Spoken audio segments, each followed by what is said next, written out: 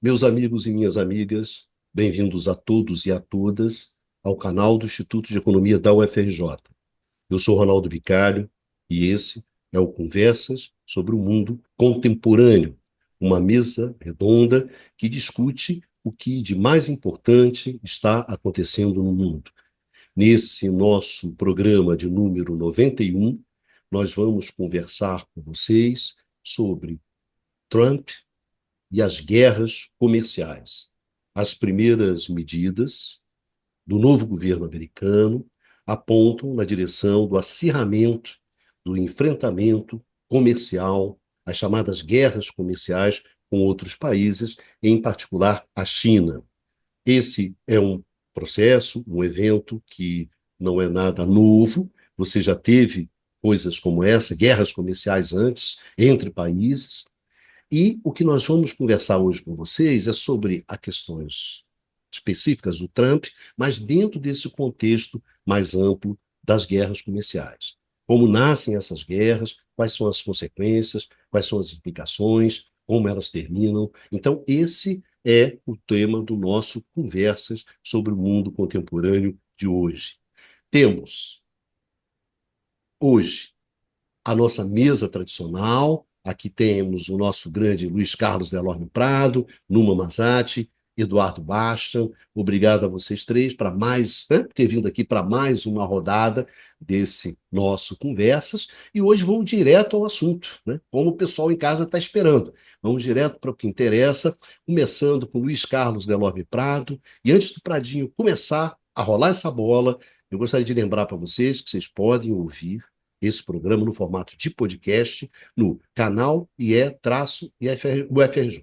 Canal IE-UFRJ, vocês encontram aí nos seus agregadores, nos seus players, nos seus tocadores de podcast. Pratinho, muito bem-vindo. Mais um prazer inenarrável tê-lo nessa mesa redonda. E, Prado, por favor, desenvolva aí o tema Trump e as guerras comerciais. Podemos começar. Afinal, Pradinho, o que são as tais das guerras comerciais?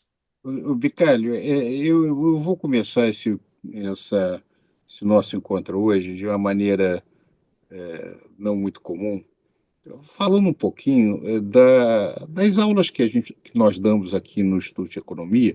Um dos temas importantes de história econômica contemporânea do século XX são as guerras comerciais da década de 30, do período entre guerras.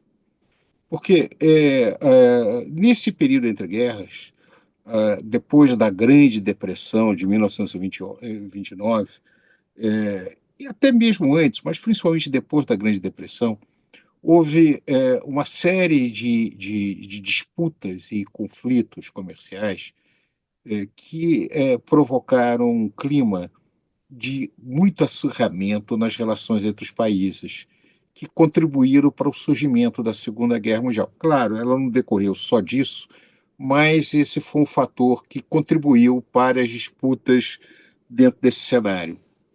É, há um exemplo de um processo de guerra comercial, do início do processo de guerra comercial, foi uma tarifa de 1930 feito durante o governo Hoover, quando teve a Grande Depressão, surge ao final de 1929, né, para o nosso público que está ouvindo, é um período que cai as atividades econômicas enormemente, a grande desemprego nos Estados Unidos afetando o mundo todo.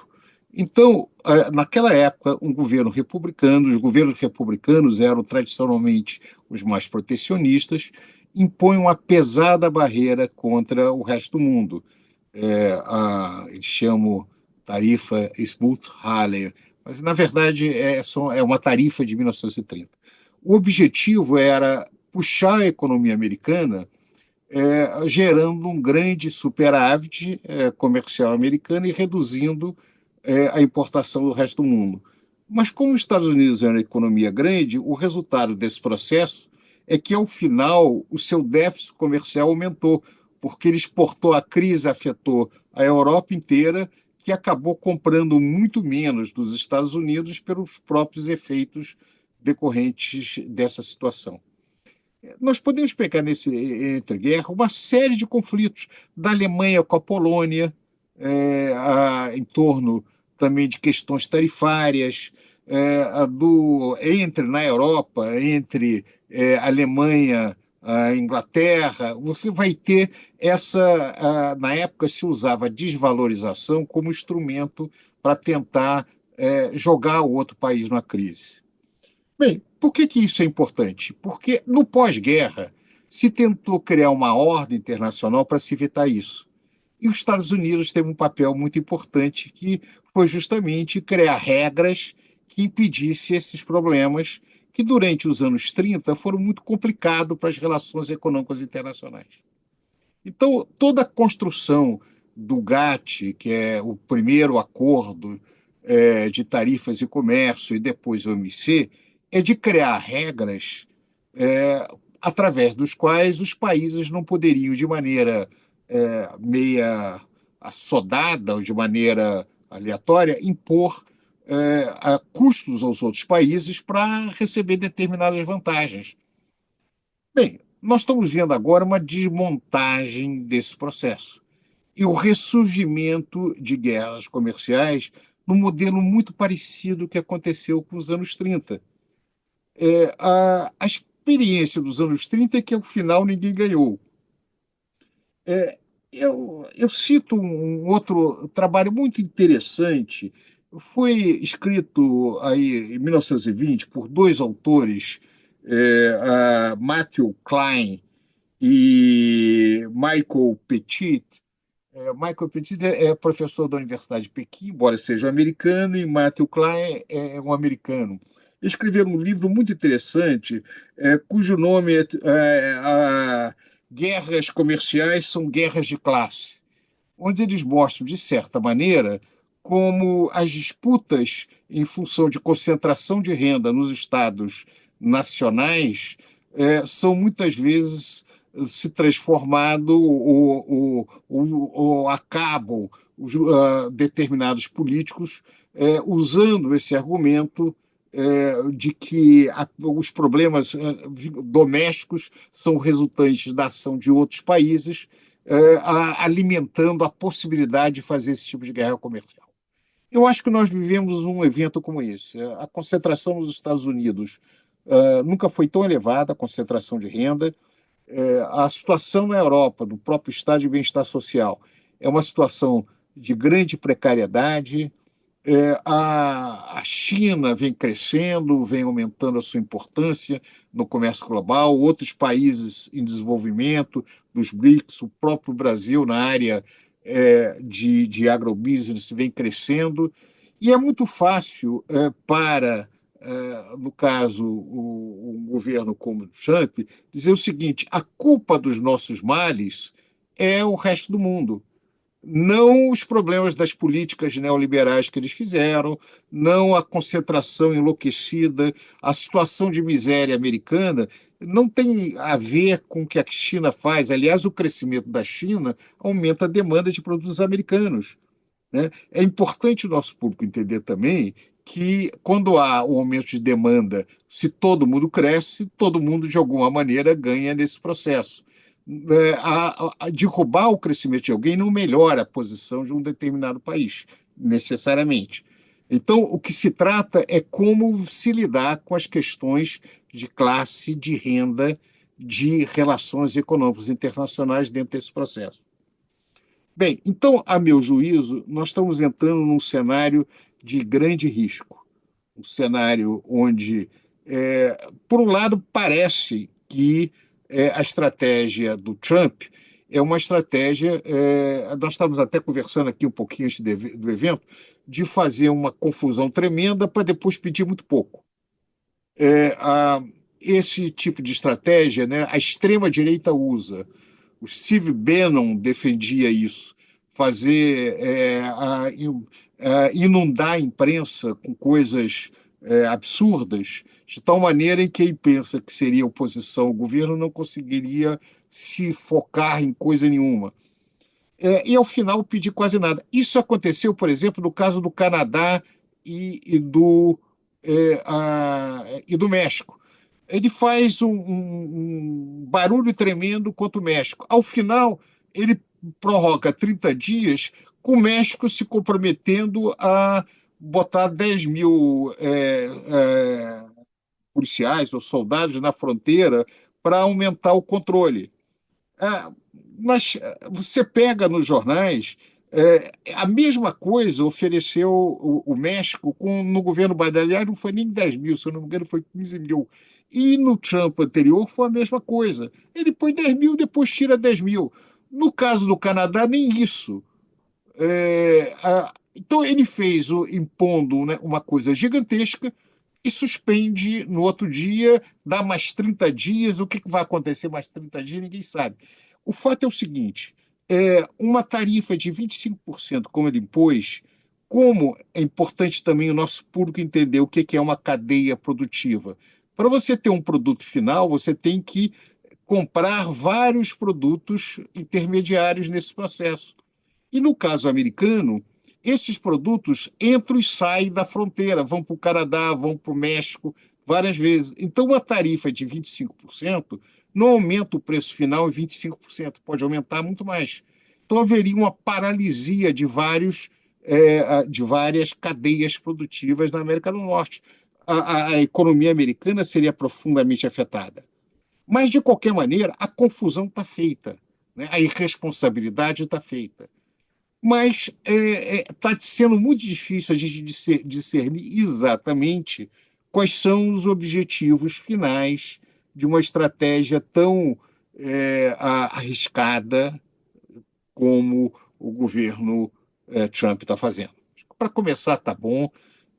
Vamos rodar um pouquinho, depois nós voltamos nesses temas. Bastianzinho, eu vou colocar você aqui nessa roda, mas eu estava aqui, ia botar você na roda, porque o Numazinho tinha saído para pegar o café, né? Já que o Numa voltou do café, volta para a ordem primeira. Numazinho, a questão aí das guerras comerciais, que é mais uma vista sempre como uma ameaça, né, ao comércio internacional, à economia mundial, enfim. E uma coisa que o pessoal tá comentando muito, né, nesses primeiros dias do governo Trump, uma das questões é essa questão das guerras comerciais, né? Até onde isso vai, Numazinho? Eu não vou me atrever a fazer previsões, né? Mas acho que o Luiz Carlos já colocou o cenário histórico, no qual se inscreve um pouco essa evolução das políticas comerciais a nível internacional. E, de fato, bom, ele enfatizou esse abandono, a priori, pelos Estados Unidos, que tinham sido o grande organizador depois da Segunda Guerra Mundial, de uma retomada do comércio internacional, querendo evitar as políticas protecionistas e o dumping, ou seja, a prática de exportação a preço abaixo do custo de produção por parte de muitos países no entreguerras, né? Então, é interessante observar que, na verdade, esse afastamento dos Estados Unidos em relação às práticas, vamos dizer, de que eles mesmos contribuíram a organizar dentro da Organização Mundial do Comércio, não é algo novo, tá? Se a gente for pensar os grandes acordos, como o Acordo Transpacífico, o Acordo Transatlântico, que foram puxados, né, pela administração Obama, já eram uma forma de fugir de uma multilateralidade. Porque os Estados Unidos, enquanto dominavam essa multilateralidade, de facto, dominavam o MC, o GATT antes dela, né? Os Estados Unidos realmente tinham interesse em manter esse sistema, mas do momento onde, de facto, eles não conseguem mais obter o que eles desejam, né? E, portanto, momento no qual os outros países, por exemplo, na OMC, começam a ganhar muitas causas, né? Isso a gente já evocou em programas passados, já não querem mais entrar nesse sistema. Aí a ideia de criar uma acordos multilaterais, regionais, centrados nos Estados Unidos, como o Acordo Transpacífico no espaço do Pacífico e o Acordo Transatlântico, particularmente com as economias europeias, era uma forma de fugir. Porque mesmo assim, o Trump, no primeiro mandato dele, decidiu avançar nessa direção da imposição do, assim, dos interesses americanos ao promover o bilateralismo, ou seja, negociação de cara a cara com um país, tá? Enxergando isso como uma forma de poder impor da forma mais direta possível o poder americano, a simetria de poder favorável aos Estados Unidos em cima de outros países. E como tínhamos sublinhado no programa passado, de fato, essa imposição ela é mais imediata e mais fácil, por mais paradoxal que possa parecer, com países parceiros. Ou seja, com países com os quais existe uma proximidade geopolítica. Inclusive, o próprio The Economist fez um diagrama, né, mostrando a intensidade dos aumentos de tarifas planejados pelo Trump, pelo menos que anunciou desde sua eleição, né, não necessariamente aqueles que já foram postos em prática ou sobre os quais ele já recuou, no caso do Canadá e do México, mas todos, todos os elementos de guerra comercial, como já foi mencionado, que foram já evocados, já colocados pelo Trump. E o que a gente vê é que justamente são os países mais próximos, geopoliticamente, que pareceriam sofrer das tarifas mais altas. Por exemplo, a gente não falou no programa passado de Taiwan, mas o Trump já evocou a possibilidade de colocar uma tarifa de 100% em cima das importações de semicondutores em proveniência de Taiwan. Aí tem que entender também que essa colocação, por mais absurda que ela possa parecer, ela tem a ver também com uma questão estratégica. Porque se a gente for lembrar o programa do Biden, né, de luta contra a inflação, né, que, bom, na verdade, que foi, como a gente já falou em vários programas, um grande programa de política industrial, tinha dentro desse programa um Chip Act, ou seja, investimentos pesados com a ideia de reconstituir uma cadeia produtiva de chip, e não só de chip de altíssima tecnologia como NVIDIA, mas também chips, vamos dizer, de complexidade tecnológica intermediária nos Estados Unidos. Tá? Então, na verdade, sendo que tradicionalmente um grande fornecedor de chip de, vamos dizer, complexidade tecnológica baixa ou intermediária, é justamente Taiwan. Ora, sabemos que Taiwan é um estado, vamos dizer que, enfim, aliás, cuja existência não é reconhecida por muitos países, né? Pelas contestações da China, que a gente conhece, e Taiwan se mantém por conta da ajuda militar, da presença militar, da aliança militar que tem com os Estados Unidos. Então é difícil pensar num país mais associado geopoliticamente com os Estados Unidos do que Taiwan, tá? Então isso mostra também que há, ao mesmo tempo, um discurso e provavelmente, de alguma forma, a tentativa de fazer algum tipo de política industrial.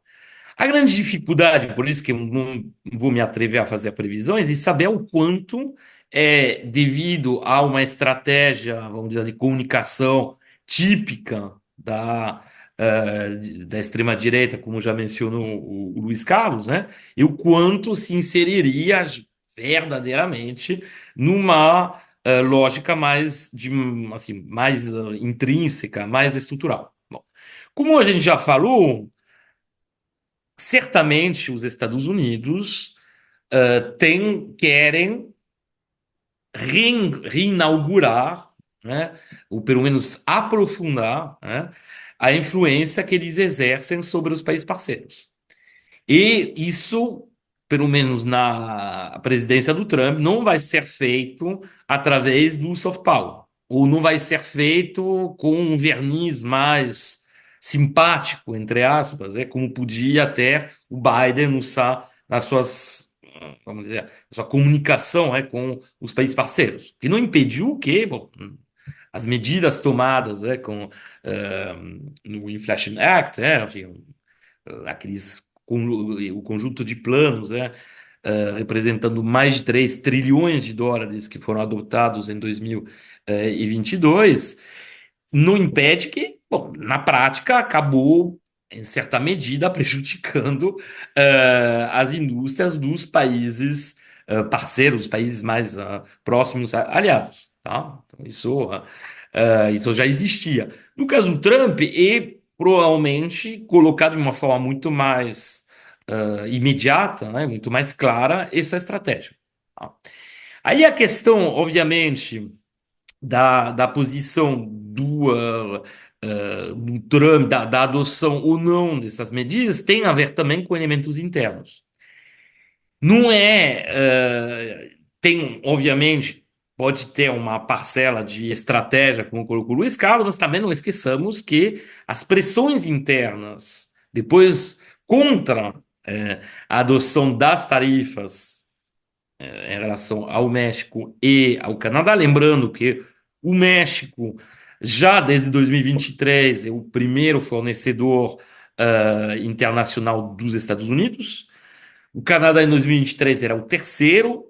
Os dados que a gente tem para 2024, que ainda não são consolidados, não são definitivos, apontam que o Canadá ultrapassou a China como fornecedor dos Estados Unidos, portanto, que os dois principais países onde vêm as importações americanas são o Canadá e, em primeiro lugar, o México.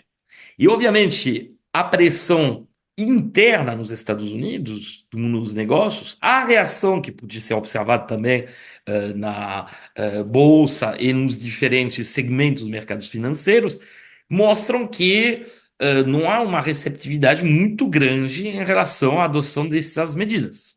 Tá?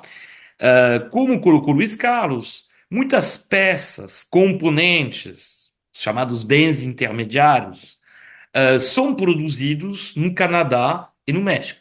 Se a gente pegar o exemplo de, vamos dizer, assim, da indústria industrial, uh, metal mecânico, e do setor industrial talvez mais importante, em termos de emprego, em termos de peso, de faturamento, que o setor automobilístico, nesses dois setores, a gente tem um conteúdo importado na produção americana que é considerável. Esse conteúdo importado é constituído por grande parte, enfim, uma parte significativa e que foi crescente nos últimos anos, de peças e componentes justamente produzidas no Canadá e no México. Então, se a gente for olhar, por exemplo, bom, obviamente são projeções, né? Mas realizadas por várias consultorias da área justamente de automobilística, a gente observa que o aumento do preço médio dos carros, nos Estados Unidos ficaria entre 5% pelos mais otimistas e 15% pelos mais, entre aspas, pessimistas. Tá? Então seria, obviamente, um impacto muito grande. A meu ver, provavelmente abaixo da realidade, mas isso é outra questão, né? Então, a gente vê que o grande paradoxo disso é que, em setores fundamentais, e lembramos o peso que teve o setor automobilístico no surto inflacionário mais recente nos Estados Unidos, num setor tão simbólico também, ligado ao modo de consumo, ao modo de vida americano, como o setor automobilístico, o risco político para o Trump grande, de ter de novo um surto inflacionário. Então tem que ver, sendo que ele se elegeu supostamente com a promessa de erradicar completamente a inflação, sendo que na prática ela tava, já tinha sido quase erradicada, né? No último ano, né? De mandato do Biden. Então, a gente vê que esse tipo de práticas, no caso dos Estados Unidos, elas são mais complicadas, porque você tem que ser capaz, assim, de garantir que você vai conseguir substituir, entre aspas, com a produção local, o que deixará de ser importado. E entrevistas que eu pude ler em vários órgãos de imprensa, que seja no próprio New York Times, no Le Monde, no Guardian, etc., vários veículos de imprensa, a gente tem as mesmas observações que voltam por parte de membros da indústria automobilística em particular, que se isso for colocado em prática, o risco é de simplesmente em que as fábricas desses setores, né, entram simplesmente em subutilização, que não vai ter mais peças, componentes para alimentar a produção, porque simplesmente não tem produtor nos Estados Unidos, tá? E o choque de custo que isso representaria de continuar comprando com os fornecedores tradicionais, se, obviamente, essas tarifas fossem aplicadas, seria tal que, bom, isso criaria um problema comercial, uma dificuldade para poder vender a produção. Então, a gente vê que o tema é muito complexo. Não esqueçamos que, bom, de qualquer forma, não foi abandonado, né? Houve uma moratória, entre aspas, sobre a adoção dessas novas tarifas por um mês. Então, vamos ver o que vai acontecer, tá?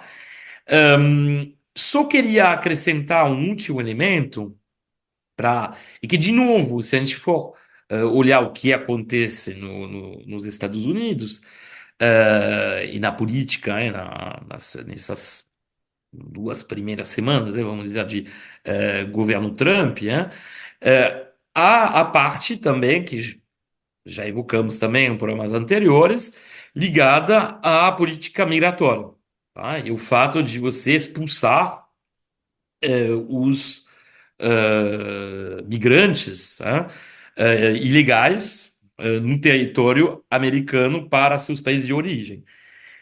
O problema é que essas pessoas, na sua imensa maioria, são também trabalhadores. Então, são trabalhadores associados justamente a trabalhos, a setores intensivos em mão de obra, que seja setores de serviço ou até construção civil, etc.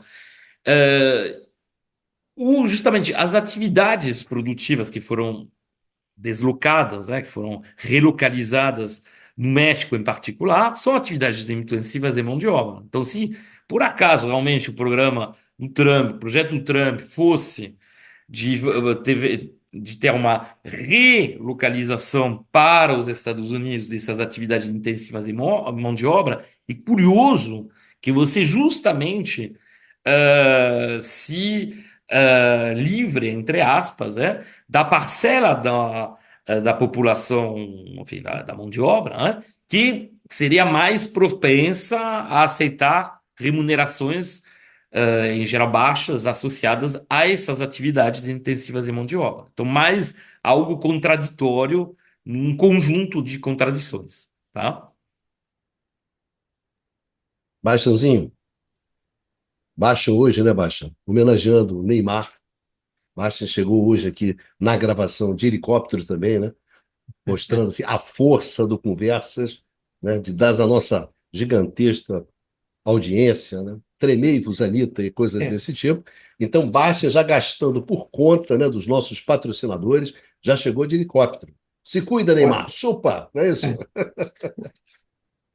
Olha, Bica, naturalmente não cheguei de helicóptero, mas queria fazer uma observação aqui, tá? Pelo que eu estava olhando, a Vila Belmiro tem capacidade para 20 mil espectadores. É. A gente está batendo 16 mil no programa passado. Ah, tu acha que a Então, gente enche uma Vila Belmiro, é isso? estamos quase enchendo a Vila Belmiro, Tá certo. entendeu? Sem Cara, Neymar, vai lá, Baixazinho, alto Sem trabalho. patrocinador, né, Vasco? sem patrocinador, na Sem humildade, patrocinador. totalmente na humildade, né? Não, não, não, não. São várias É, da umidade.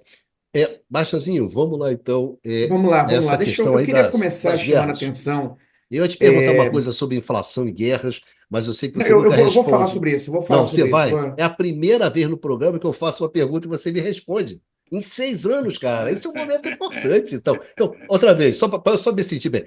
Bastãozinha, qual é a relação que existe entre guerras comerciais e inflação? Tá bom, vai. Eu me Tá? senti Só bem. por isso eu não vou responder. É, Não, deixa eu começar falando uma outra coisa, eu vou terminar com esse ponto que você levantou, tá? É que a primeira observação que eu queria fazer diz respeito ao impacto, né, das tarifas na economia mundial.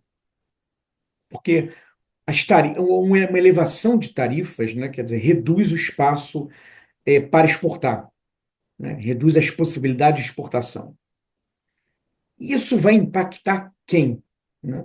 Isso, num primeiro olhar, isso impacta mais países que dependem muito das exportações. Tá? Não é um impacto homogêneo nos diferentes países. Tá? As exportações são um componente do produto interno bruto, tá? E há países em que as exportações respondem tem peso muito grande no produto interno bruto. Então, por exemplo, olhando dados do Banco Mundial, tá?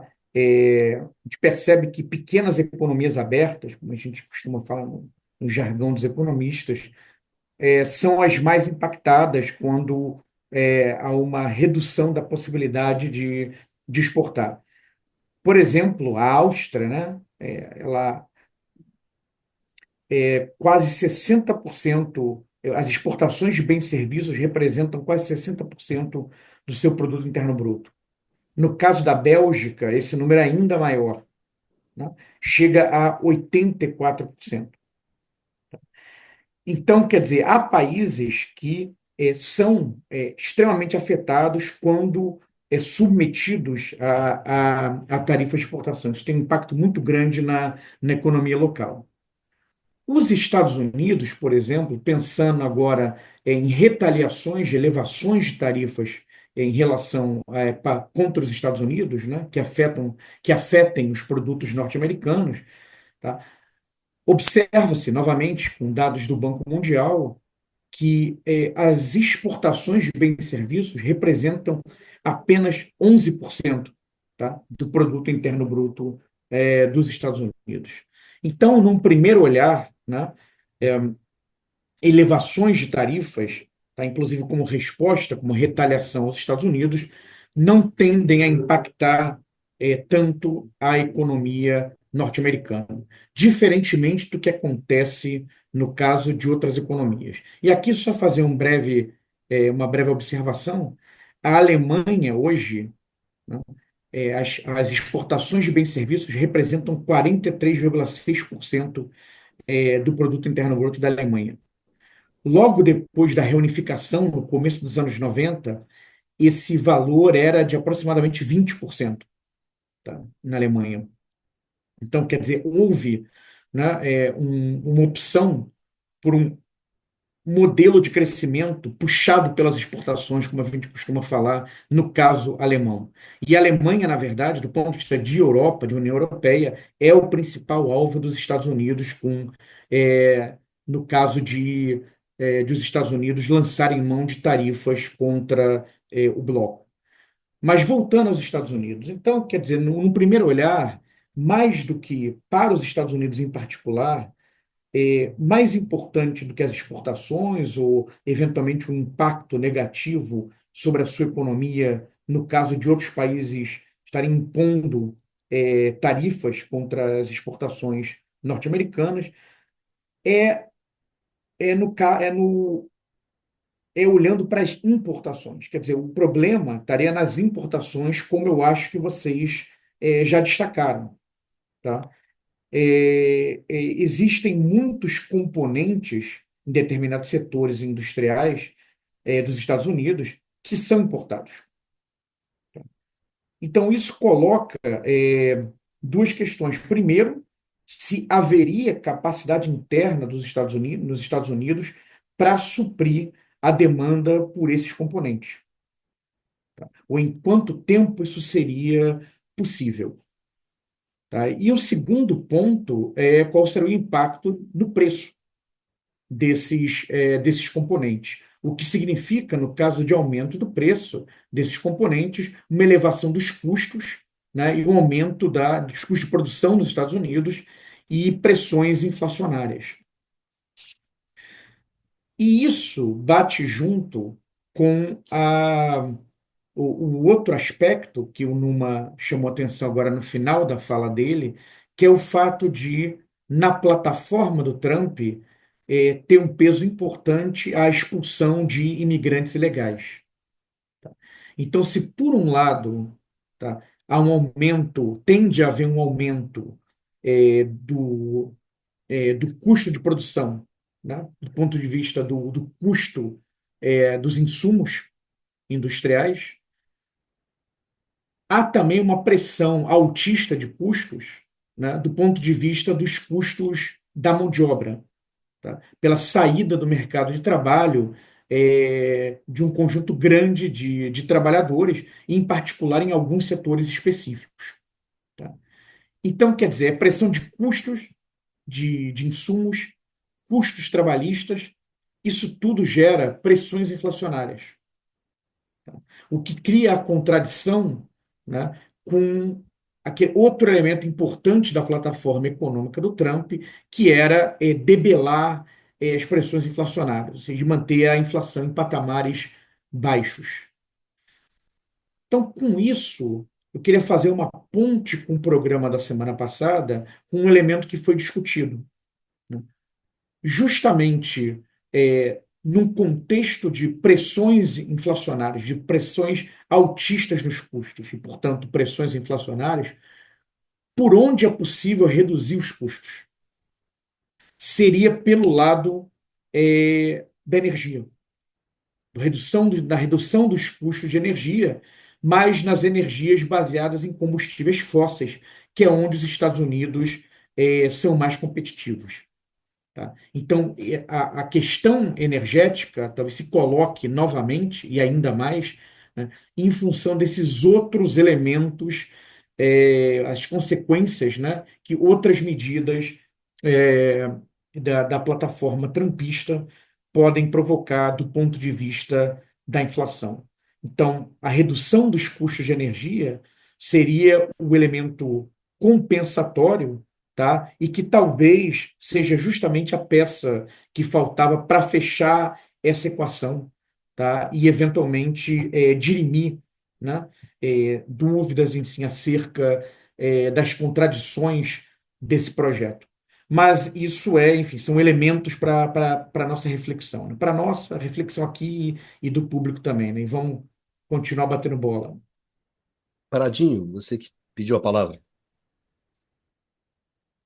Paradinho, você está mudo, que eu dei uma mutada nesse aqui.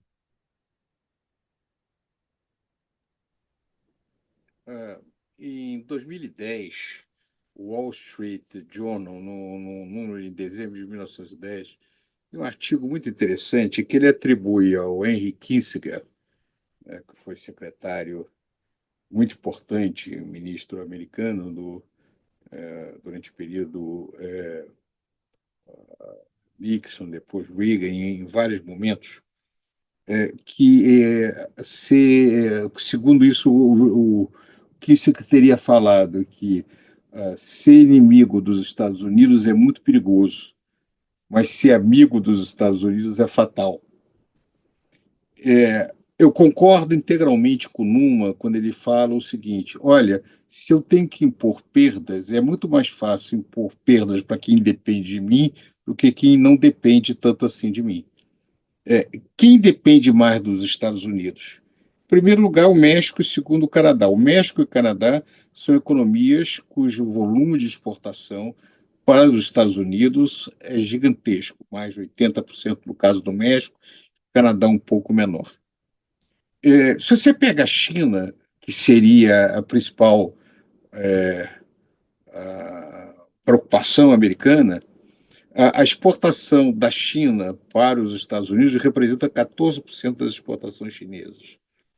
É muito, mas é pouco menos do que para a Europa e é menos do que para a ASEA, para os países do sudoeste da Ásia.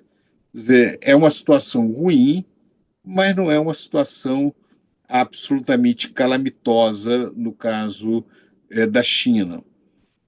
Talvez seja um pouco mais problemático quando você pega o tipo de produtos que eles exportam. Eles exportam produtos que são, alguns deles, como telefones celulares, alguns tipos de equipamentos elétricos, cujo volume de importação americana é muito grande. Mas o que é curioso é quando os Estados Unidos aumenta as tarifas sobre a China, como já vem fazendo desde 2018, o que cresceu foi a exportação do Vietnã, que também aumentou muito a importação da China. Quer dizer, muitos produtos chegam aos Estados Unidos, que vêm da China, através de terceiros mercados. Então, a situação atual americana sugere que a sua estratégia vai ser partir para cima dos seus, entre aspas, aliados, né? Onde ele provavelmente consegue mais coisa.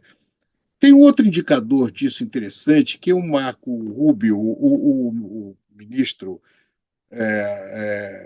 aliás, lá da Flórida, extrema-direita, que vem, inclusive, fazendo discursos muito duros com referência à América Latina.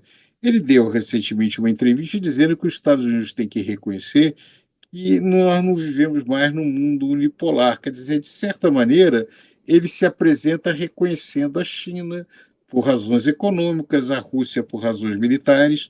Quer dizer, sugere o seguinte: na minha área, eu vou botar todo mundo em ordem unida, né? Não vou deixar, não vai ter colher de chá. É, onde tem poder, eu vou ser obrigado a negociar, porque a minha capacidade de impor uma agenda é muito limitada. Então, essa estratégia americana, que é uma estratégia de usar a hard power, não soft power, na sua área de influência, para, de alguma maneira, se reafirmar, ela tem algumas contradições, que eu acho que o Basta levantou muito bem isso. O Numa também falou. A primeira delas é que as produções não são mais nacionais, elas são, muitas vezes, de blocos mais amplos. Quer dizer, o fato de você deixar de importar alguns componentes importantes de produtos da indústria automobilística ou de indústria elétrica do Canadá ou do México não possibilitará aos Estados Unidos, no curto prazo, substituir essas importações. Na verdade, se essa fosse a política, você teria que fazer uma política industrial de médio e longo prazo. E, de alguma maneira, a contrapartida disso é que esses países, tanto o México quanto o Canadá, iam, de alguma maneira, procurar diversificar também o seu comércio exterior.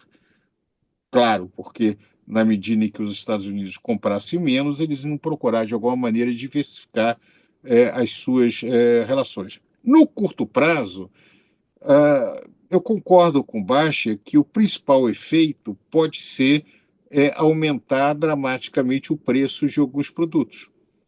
A questão dos imigrantes, Baixa, eu acho que tem algumas questões mais de curto prazo, curiosa, e ainda para mim uma incógnita. Por exemplo, em algumas colheitas, a maior parte das colheitas hoje são mecanizadas, então não tem mais aquela questão de precisar uma grande quantidade de imigrantes como era no passado.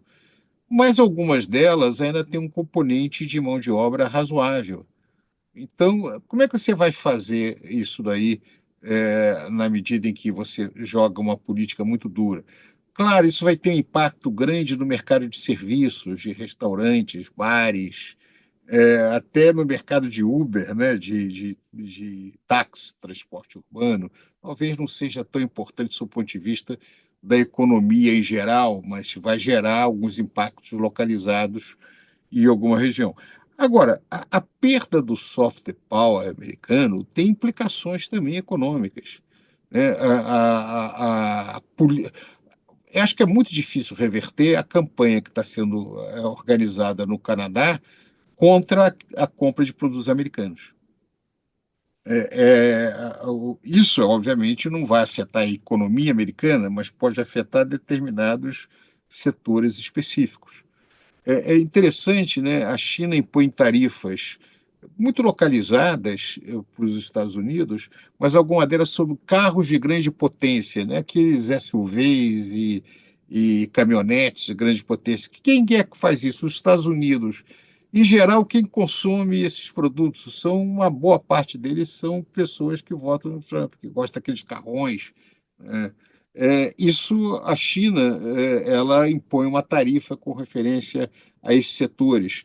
Ela sinaliza que ela vai também criar dificuldade para exportação de determinados produtos sensíveis, em especial alguns minérios sensíveis.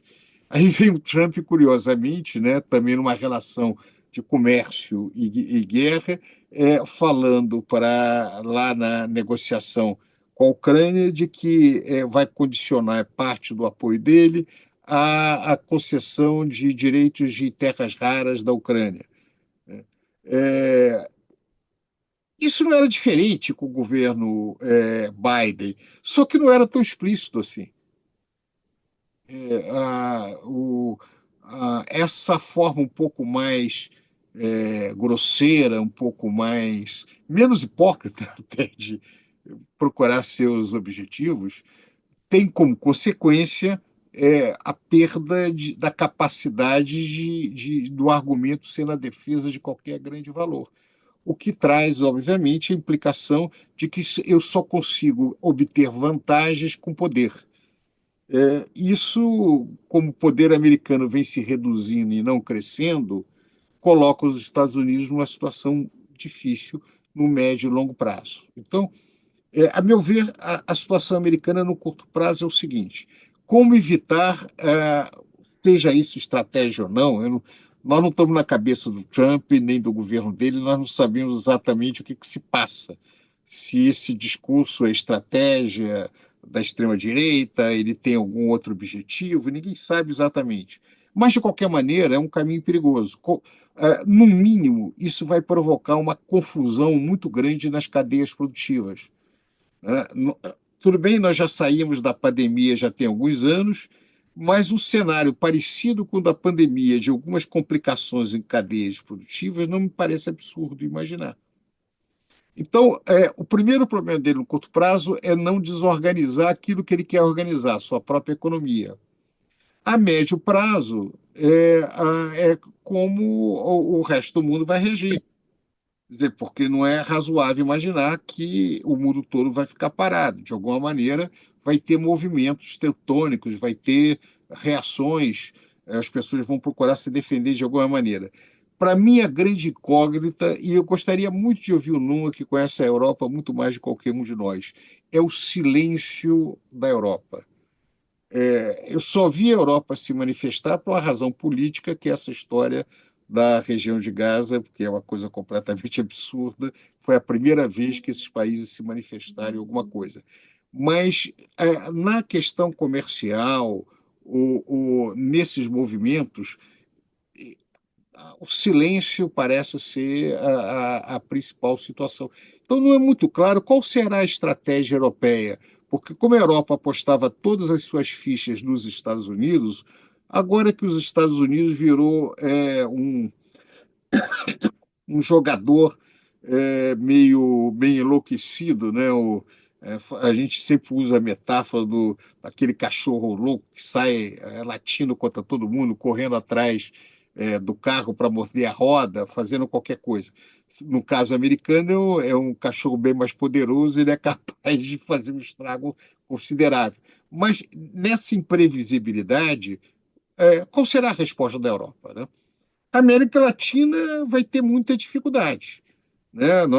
As reações vão ser diferentes. Nós estamos mais longe. Até agora parece que o governo Trump não está muito afim de criar grandes problemas com a gente. Ele está mais preocupado que quem tem mais comércio com eles, até porque o Brasil tem um superávit, tem um déficit com os Estados Unidos.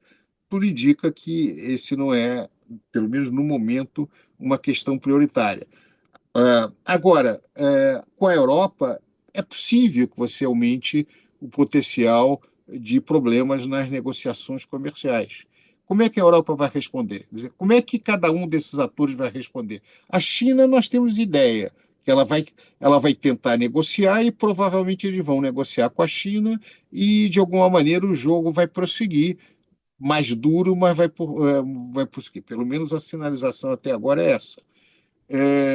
A Austrália, que era um aliado muito grande, o Japão, o que eles vão fazer? É difícil saber. Mas a Austrália também, os interesses com a China são muito fortes. Então, eu não acho absurdo imaginar que a Austrália vai se afastar um pouco dos Estados Unidos e vai se aproximar um pouco mais com a China nessa circunstância. O Japão, para mim, é uma incógnita absoluta. O que vai acontecer? Na África, para mim, o jogo já está jogado. Quer dizer, a África vai se afastando lentamente da África subsaariana na Europa e vai aumentando a influência chinesa, e algumas outras coisas. Agora, aqui na América Latina, o Panamá já teve que abrir mão da sua estratégia de trazer investimentos chineses para o canal, né? O Brasil, nesse sentido, foi muito mais inteligente que ele não entrou no acordo de rota da seda, né? Ele se coloca, vamos negociar caso a caso, mas o Panamá tinha entrado. Então, ele abriu mão agora na visita do Rubio ao Panamá. Então, a minha incógnita é a minha dúvida, o que vai acontecer nos próximos passos? Eu acho que cada semana agora os acontecimentos vão se acelerar muito, nós vamos ter ideia um pouquinho para onde vai essas disputas. Numa, acho que colocaram umas questões para você. É, Bom. Ahm, então, falando um pouquinho mais sobre a questão dos Estados Unidos, antes de passar a questão mais da resposta ou da ausência de resposta da Europa. A gente tem que pensar que, se a gente for olhar a estrutura de custo industrial, tá, a gente vê que o peso da energia elétrica, da energia, do custo da energia, é muito variável de uma produção para outra, tá? Então, realmente, não dá para colocar uma média, a faixa iria de 2 e poucos% até quase 8% para certas indústrias mais consumidoras de energia, tá? Então, em si, o barateamento, né, relativo do custo da energia nos Estados Unidos, que a gente observa, de fato, em relação a muitos países, né, ele não é necessariamente definidor de uma retomada, né, da indústria americana, pelo menos da capacidade de relocalizar indústrias que tinham sido, eh, vamos dizer, relocalizadas para outras regiões, tá? Um exemplo disso, por exemplo, a Itália, no caso da Europa. A Itália é o país da Europa, acho que o segundo país com energia mais cara da Europa. Isso não impede que seja a segunda potência industrial europeia. A França, por exemplo, um dos países com menor energia na Europa e perdeu comparativamente muito peso, na produção industrial europeia, em termos tanto de parcela do PIB, parcela da mão de obra total, comparado com a Itália. Então, não é um critério único. E a gente tem que pensar também que esse processo de relocalização produtiva, que foi muito acentuado, na verdade, a partir da chegada do Reagan ao poder, e com justamente as reformas neoliberais que foram adotados na década de 80, ele se inseria num processo de esvaziamento do poder de barganha dos trabalhadores.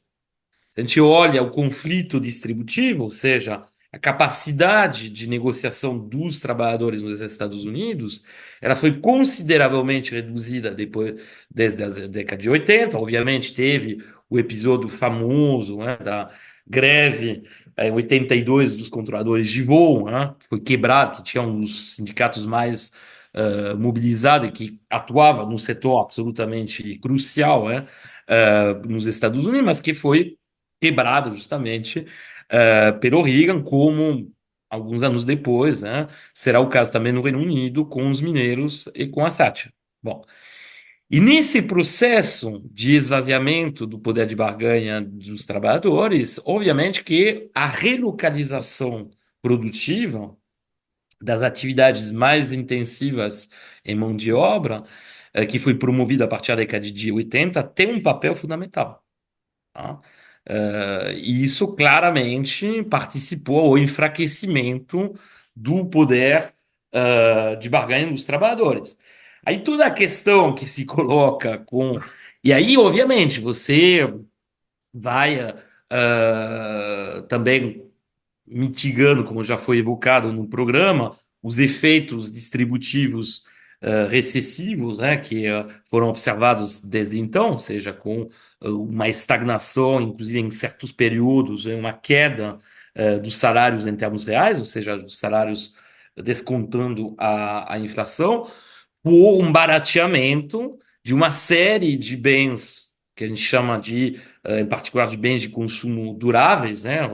Os produtos eletrônicos, até os próprios automóveis, porque você vai ter, justamente, ao produzir peças e componentes em países com um custo de produção bem reduzido, você consegue também baratear, baixar o que a gente chama do preço relativo, né, desses bens, bens de linha branca, eletrônicos, automóveis, em relação a outras categorias de bens, bom, que são mais difíceis, né, vamos dizer, cuja produção é mais difícil relocalizar, né, será a construção civil, por exemplo. Em geral, você tem um conteúdo importado muito reduzido, tá? Então, na verdade, ao relocalizar, repatriar para os Estados Unidos, tentar repatriar, pelo menos supostamente no discurso, essas atividades, vai se colocar essa questão. Tá? Então, o professor Bastian já falou da questão justamente, bom, eu já tinha evocado na minha primeira fala, a questão também de não ter mais esse reservatório de mão de obra que é representado pelos migrantes em situação irregular, né, em situação não ilegal, né, mas você vai ter esse problema. Aí, não sei, é difícil enxergar exatamente o que pode ser feito, mas, de fato, uma prévia que a gente pode ter tido, inclusive através do discurso até de representantes da Silicon Valley, numa linha bem libertariana, né, seria um choque ainda maior no mercado de trabalho sobre os trabalhadores. Porque você tem tido vários pronunciamentos de dirigentes de empresa que justamente falavam de mudanças na gestão dos trabalhadores. Você tem, por exemplo, uma questão que é bastante pregnante, na evolução do mercado do trabalho americano, enfim, mas não do mercado do trabalho, né, mas da vida dos trabalhadores americanos, né, daqueles que trabalham em particular em escritórios, né, e que, por exemplo, o trabalho realizado Remoto. em remoto, isso, exatamente, é o home office, né, o trabalho remoto, por exemplo, tem sido cada vez mais reduzido, né? Inclusive muitas empresas, bom, como em muitos casos o Musk foi precursor nisso, proibiu, né, o trabalho remoto, e você tem um recuo enorme, tá, do trabalho remoto.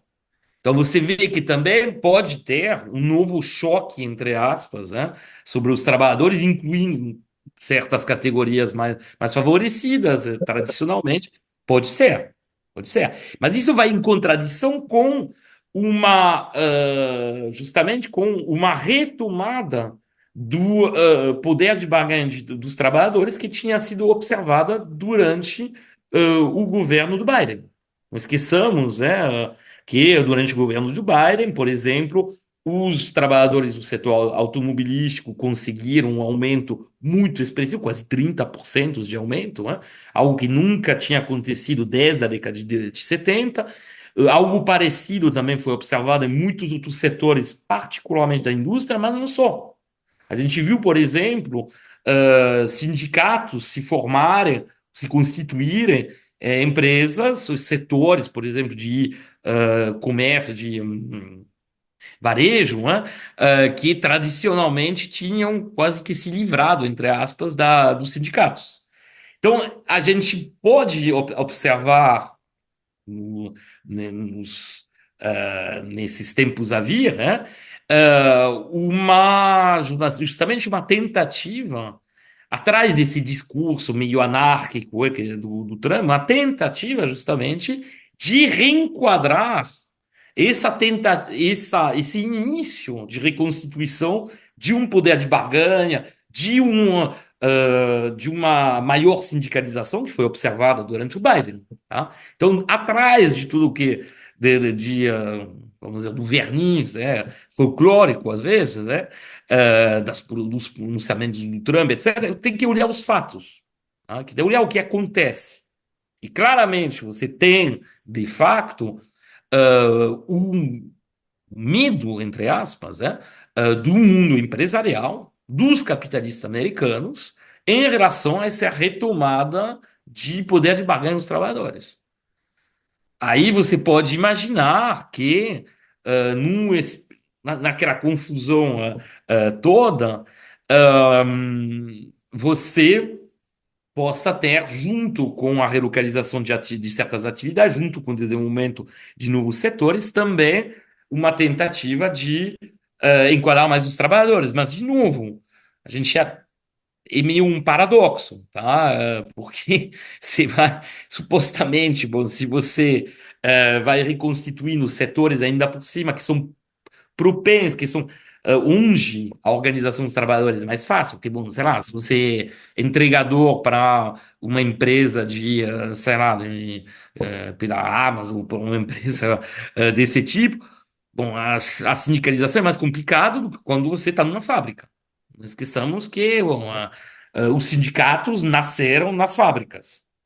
Por definição, um lugar que vai reunir no mesmo espaço muitos trabalhadores é um lugar onde é mais fácil justamente a organização sindical e a mobilização sindical, tá? Aí não sei, a gente está falando de coisa imediata. É óbvio que com o avanço da automatização, você tem hoje em dia nos lugares de produção, nas fábricas, uma presença cada vez menor de trabalhador, mas ainda tem trabalhadores, tá? Não tem. Então, é difícil, são mais perguntas que se abrem, são mais paradoxos novos que surgem, né, em relação a essa estratégia, mas veremos. Bom, em relação à Europa, aí o caso da Europa é curioso, porque como apontou o professor Bastian, ah, o, ah, ah, os países europeus são países, particularmente os menores deles, né? Ele citou a Bélgica, a Áustria, os Países Baixos, etc., né? São economias tradicionalmente muito abertas, tá? Então, se a gente olha a corrente comercial, ou seja, a soma das exportações mais as importações sobre o PIB desses países, é altíssima. Muitas vezes superior, inclusive bem superior a 100%. Se você pegar um país como a Bélgica, você vai chegar a quase 160%, tá? Bom, no caso da Europa, tem que lembrar que mais de 80% do comércio internacional dos países da União Europeia e realizado entre países membros. Então, por exemplo, não seria diretamente afetado pelas medidas europeias, pelas medidas americanas. De novo, também, como a gente comentou brevemente no programa passado, a situação de um país para outro é muito diferente. Tá? Basicamente, você tem dois países superavitários, né, que são a Alemanha e os Países Baixos. Depois, de uma forma meio artificial também, você tem a Irlanda, mas que é uma espécie de paraíso fiscal para as empresas americanas, né? As multinacionais americanas no território europeu, então não conta. Então, na parte produtiva, na verdade, mais a Alemanha. Porque mesmo os dados em relação aos Países Baixos são poluídos, entre aspas, porque o porto de Rotterdam, maior e de longe porto de container da Europa, acaba sendo um dos principais canais de escoamento da produção alemã.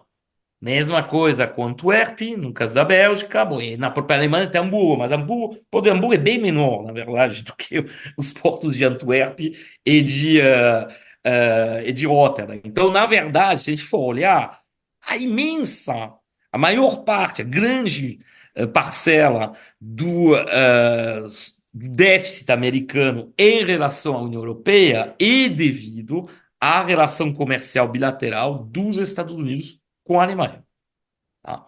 Então, na verdade, a pergunta que se coloca e como vão se posicionar, sendo que a situação é muito diferente de um país para outro, os países de forma conjunta. Não esqueçamos que a prerrogativa sobre a definição da política comercial para os países da União Europeia e da Comissão Europeia. É uma competência que foi abandonada pelos países membros à Comissão Europeia. Só que, obviamente, a Comissão Europeia não pode decidir sozinha, ela vai, na verdade, ela é uma caixa de ressonância das posições dos países membros. E a própria heterogeneidade que a gente observa na situação comercial desses países europeus vai fazer com que, e a gente já observa isso de forma relativamente clara, não vai ter uma atitude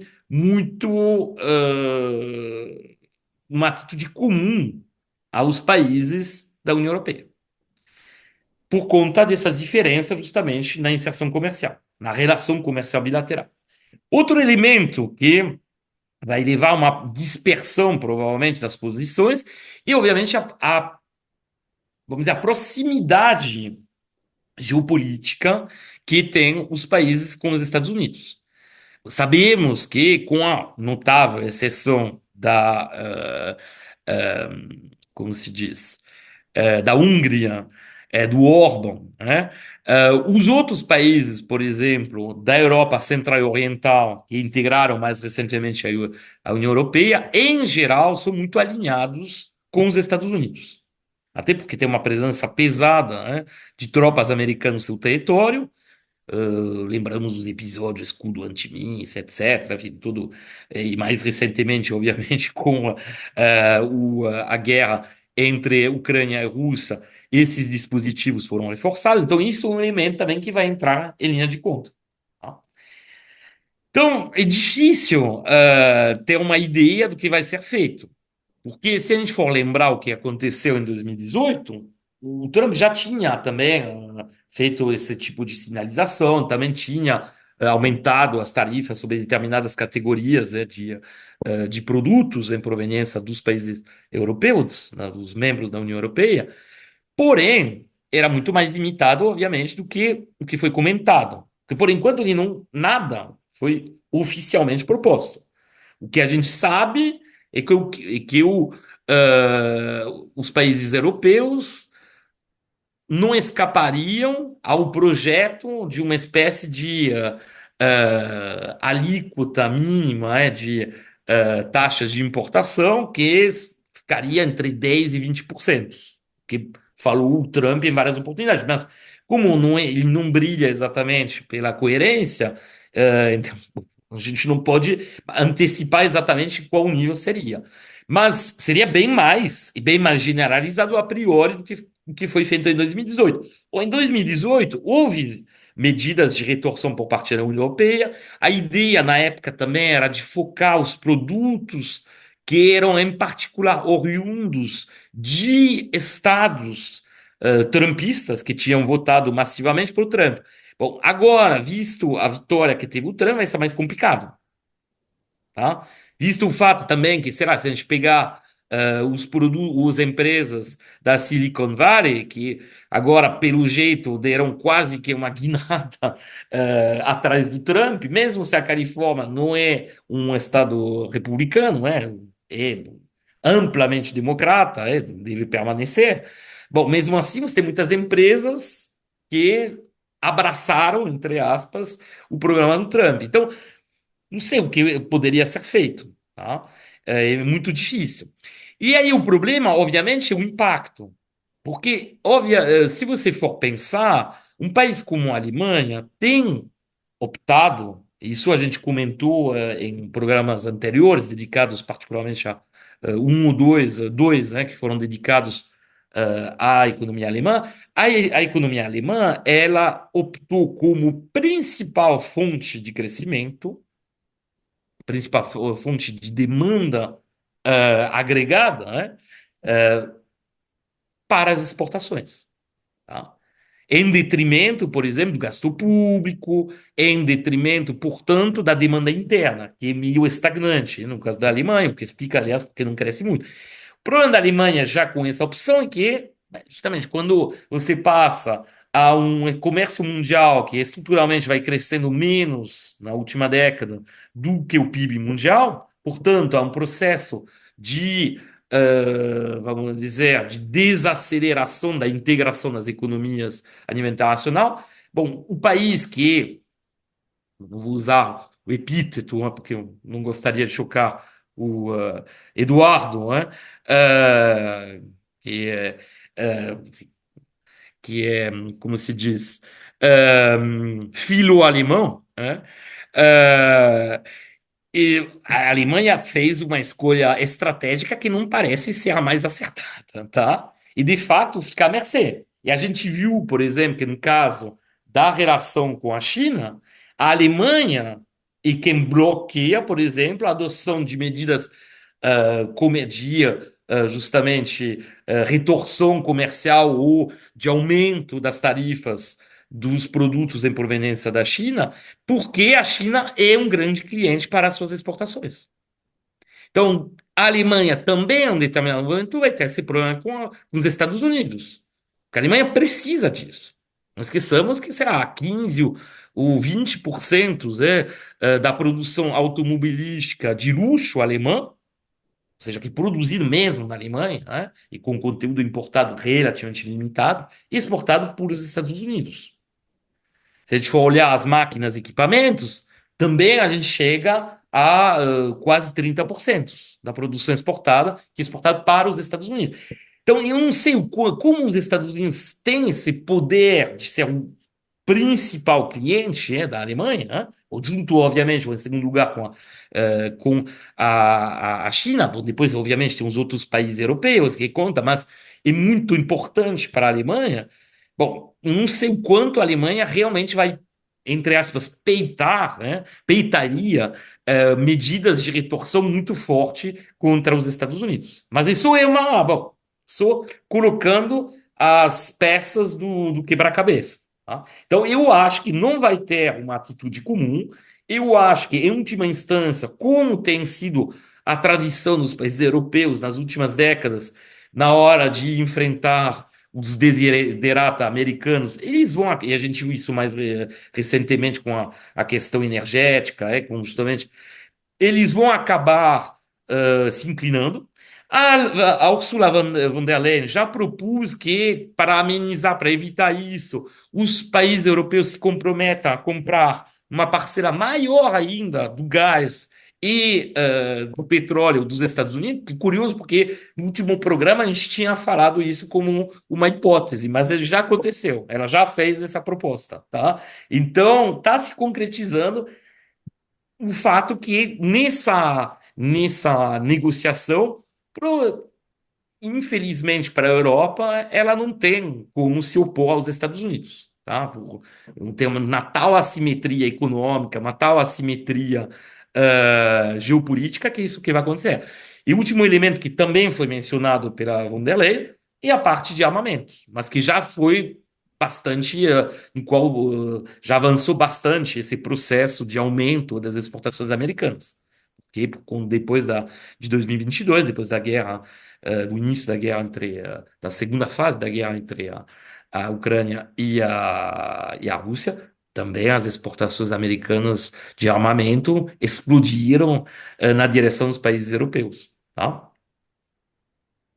É isso. Senhores, temos aqui 1 hora e pouquinho de programa, então já vou aqui encaminhando o final, Acho né, que o dessa. Eduardo queria fazer uma observação. Não, não, eu vou encaminhar, mas não vou falar que isso. Ah, Aqui todo tá. mundo fala. Aqui é tranquilo, aqui todo mundo fala, não tem problema. Então, não, a gente não tem limite, né? Só que de vez em quando a gente dá uma arrumadinha aqui, mas vai ficar dentro daquilo que é esperado. Eu vou fazer o seguinte: então, para fechar, acho que o Numa já fechou, já falou bastante. Vou pegar aqui Bastianzinho e depois o Prado. Tá bom? Bastianzinho, vai lá. Vamos fechando esse botiquim aqui. Bom, então vou tentar ser breve, né? Oi, comecei o dia com o Neymar, né? E fechando com o filo alemão. Fila Realmente alemão, esses foi franceses, um eles têm dia. uns problemas com os alemães. Você não acha? É um negócio que tem que. Eu não vou nem me meter nessa Agora, história aí, que eu não quero nem um dia saber. Pô. inusitado, né, Bicalho? Não, eu Outro sou de dia Cachoeiro de inusitado. Itapemirim, rapaz. O que que eu vou falar aí no filo alemão, nessas coisas? Eu sou de Cachoeiro, nem sei o que que é essas coisas. Bom, fazer alguns breves comentários, só que efetivamente breves. Tá? Começando com a questão da Europa. Tá? O que eu acompanhei hoje, ontem, é que eles têm falado em medidas retaliatórias contra as Big Techs, né? Que eles estariam se preparando para fazer medidas retaliatórias contra as Big Techs, no caso de serem é, de medidas contra o continente, contra o bloco, né?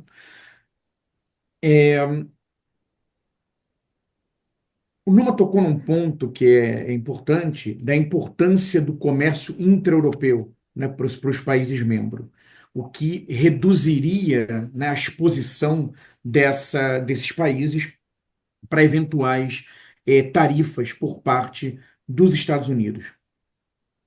Agora, essa questão da importância do comércio intra-europeu pode reforçar, né, o projeto de expansão do bloco, né, de incorporação de outros países.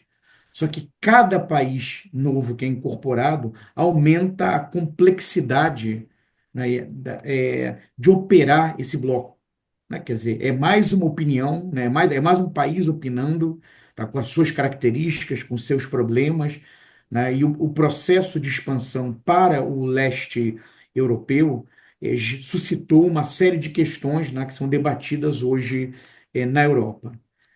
Agora, o que é a grande contradição para a Europa? O Luiz Carlos falou antes sobre os impactos, né, a desorganização da economia mundial que a pandemia provocou, né, dos eventuais riscos de algo similar acontecer agora, com uma sucessão de medidas retaliatórias vindas de diferentes lados.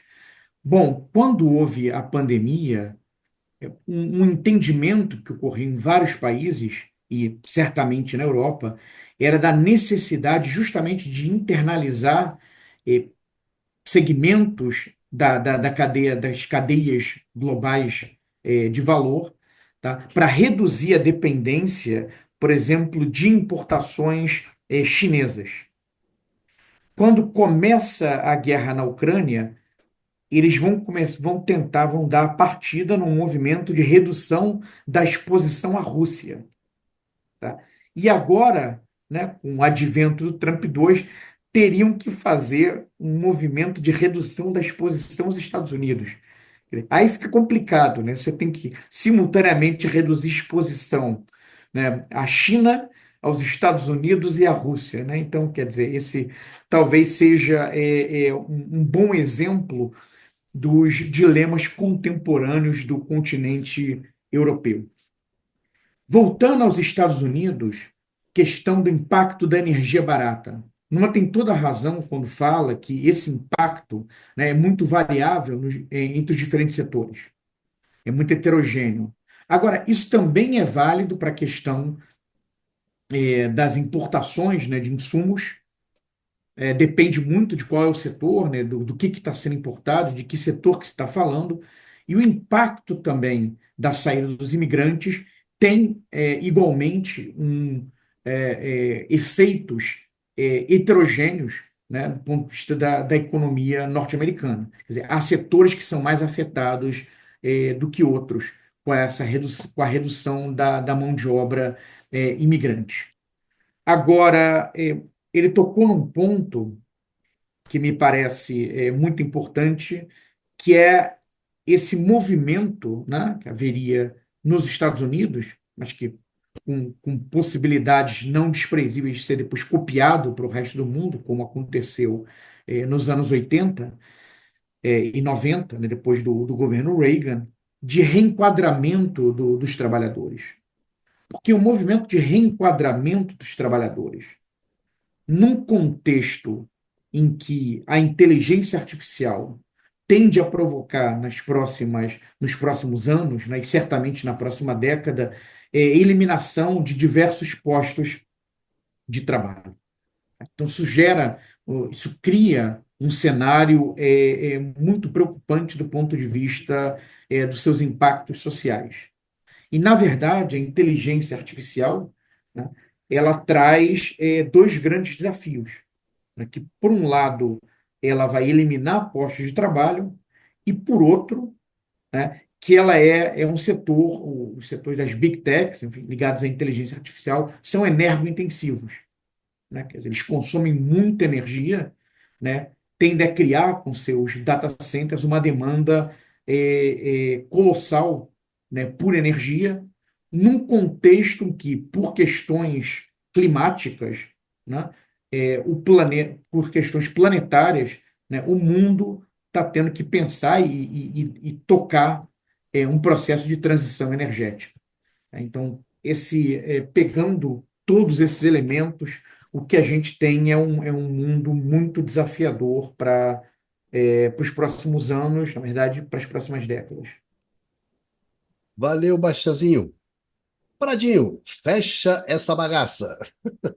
Bem, eu vou tentar ser bem rápido. Acho que a gente cobriu bem a Europa e vários outros locais. Eu queria só terminar com a questão que parece ser o núcleo da guerra comercial contemporânea, que é a relação com a China.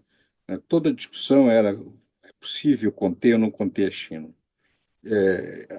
Depois de olhar, eu passei a semana olhando vários números, eu estou absolutamente convencido que a capacidade americana de contenção da China é muito limitada, por várias razões. Você pega os principais produtos de exportação da China para os Estados Unidos, são produtos que a China tem várias outras opções.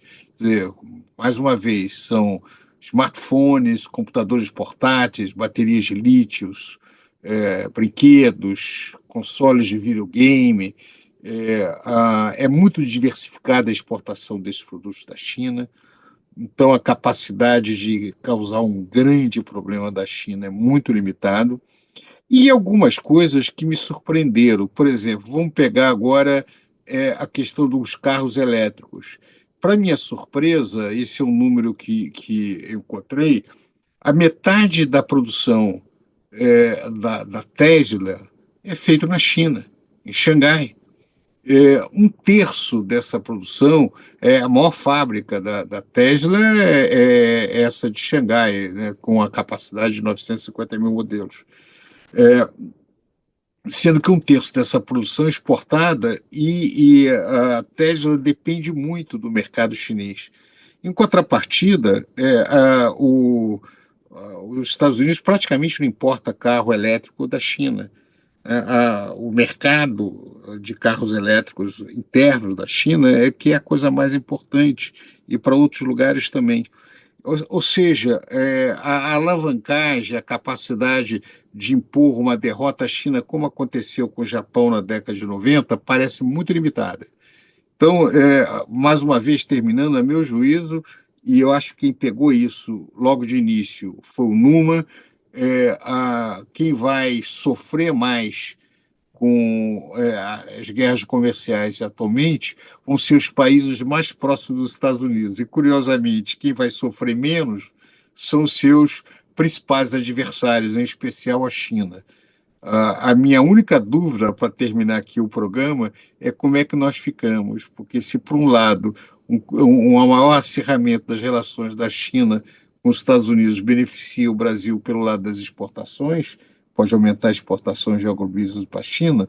Por outro lado, se os Estados Unidos, com essa estratégia, resolver enquadrar a totalidade das Américas, pela nossa localização, nós podemos sofrer muito com ações americanas. Então, isso é grande incógnita, não dá para responder agora, mas eu entendo que esse é o grande fator de preocupação daqui por diante.